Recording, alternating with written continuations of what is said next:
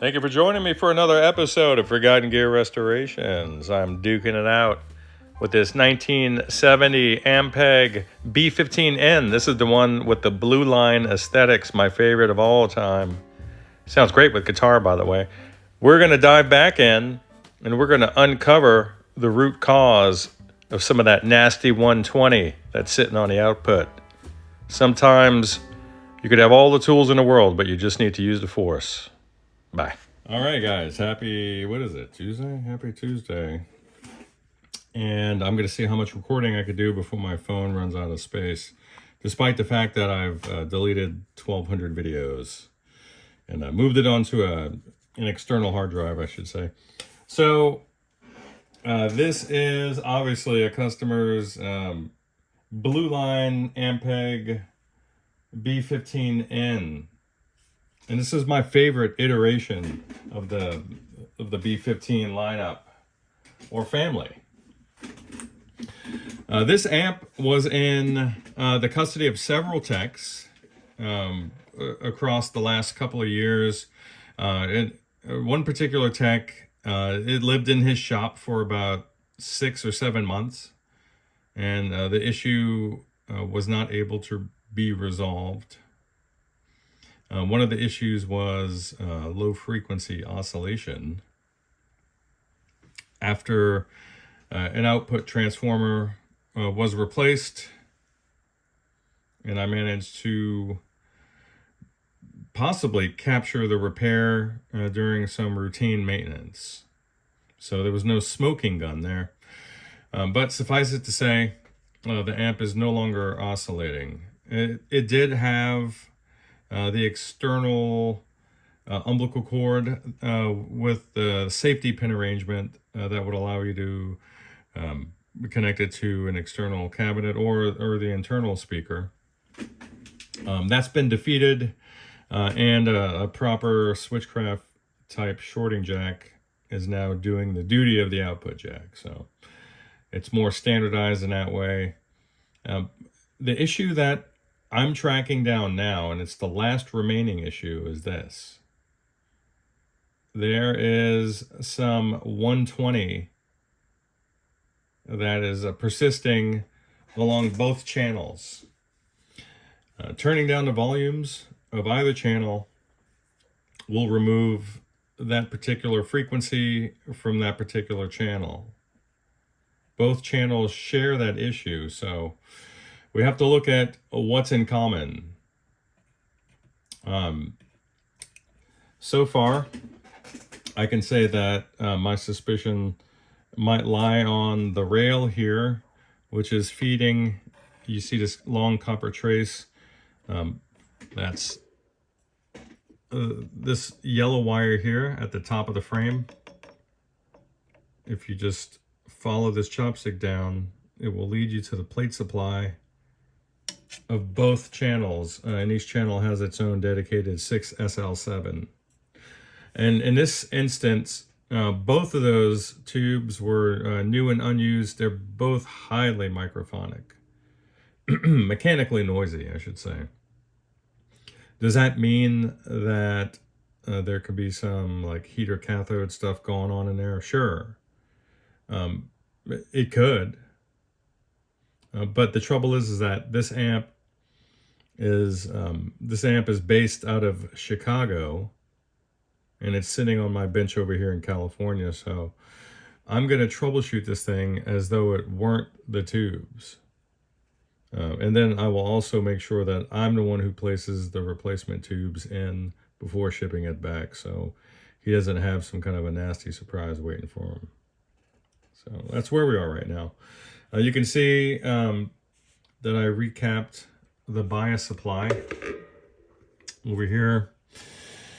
There's a hum balance pot on the opposite side of the chassis. That's still in great shape. You can see the last two prior techs had done some work recapping it. There's a CE brand dynamite stick cap here that's serving as the reservoir, and it's in its factory rating of I believe 30 microfarads at 600 volts. Well, except this one is sitting at 800 volts, I should say. And then there's a obvious can on the bottom I did measure about 6 volts of ripple at the plate supply, which to my mind is excessive, but the power amp is dead quiet. All right, and here's the ripple I'm getting, if you want to hear it.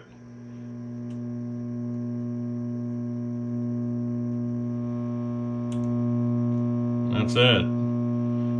I've frozen the waveform so it's not moving at the moment, but that's it. This is all coming from the power supply. That last decoupling slash filtering stage, something's going on. So what I'm going to do, and then I'll start it up for you again. What I'm going to do at this point is I'm going to work to disconnect that last filtration stage that's feeding the preamp plates. And I'm going to give it its own cap with a ground at the cathode, at the cathode bypass caps for those first 2 stages. And that'll be a test, and I'll tune back in real quick. Bye. All right. So a lot has happened. Let's just say that we're looking at a grounding issue. Now, all the grounds are connected. I mean, there's a loop from the input jack towards the PCB there, right here. Then that goes all the way over and up to the cathodes of the 6V6. You see that little horseshoe shape there? Then over to the cathode end of this filter cap, then over to the jack itself. The jack appears to be insulated from the chassis. I'll test that. And then all the way back over to these little dudes here, which are filtering the bias supply. Then all the way over here to the center tap, or the opposite side of the center tap rather, which is running to the filter cap negative there, and then back onto the board here by the bias caps. So all that to say is there's one ground plane, and I'm thinking that there's some differences in resistance between the different grounding points that's responsible. Now, just feel like this is suspicious. Is that little dribble there? Is this here connecting us to the rest of the ground plane? Because there was a break there. I mean, look at that big glob. That's awful looking. I'm going to clear this up and see what's going on here, because I'm suspecting that. All right, so that looks like our problem. That solder pad was lifted. I'm probably going to move that whole shebang over to the cathode there as our ground point, since it's all going to the same place. All right, so this is basically what we're looking at. And that's it. So I have the other eyelet, which was detached.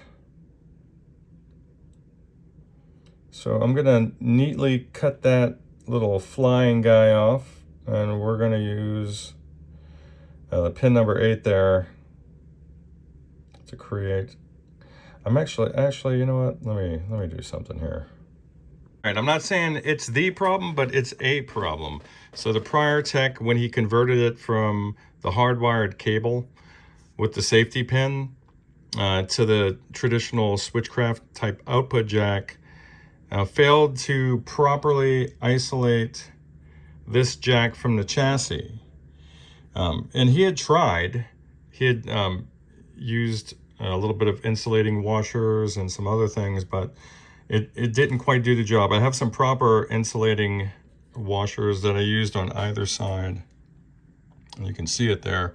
So I'm going to begin putting these ground connections back. Glory day, boy. Look at that. I'm so pumped. Yeah, I got to clean some of that stuff up, but a lot of this stuff is from a prior tech. But check it out. Now this is cranked up with the treble up. And I don't know if you would ever play it that loud. And then unshield the chassis, so keep that in mind. So you're looking at probably 70+% reduction in that 120 already. I'll see if there's anything else I could do to get it down. But for now, looking promising. It was basically, the guy came in really hot with whatever iron he was using, and then he kind of botched the that speaker jack conversion. All right, we're cleaned up a little bit, and check out the return into your next grid for that preamp stage. Barely anything there. I just pulled it right out.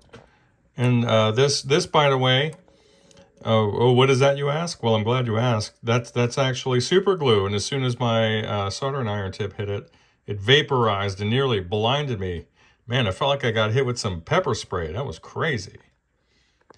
So I have a really good feeling that this should take care of the remaining noise there. And yeah, it's a little wet. I'm cleaning her up. Bye. All right, that's the remaining bit of hum right there. That's it. Now I get to go through the fun part of just cleaning the thing up, man. Now I can take my time and enjoy the rest of the process. Both volumes are cranked up to 10. The only noise left is this guy. You hear that? And his little buddy there. But that's nothing. That's nothing compared to where it was. Incredibly happy. If this is as good as it gets, it's remarkably quiet now.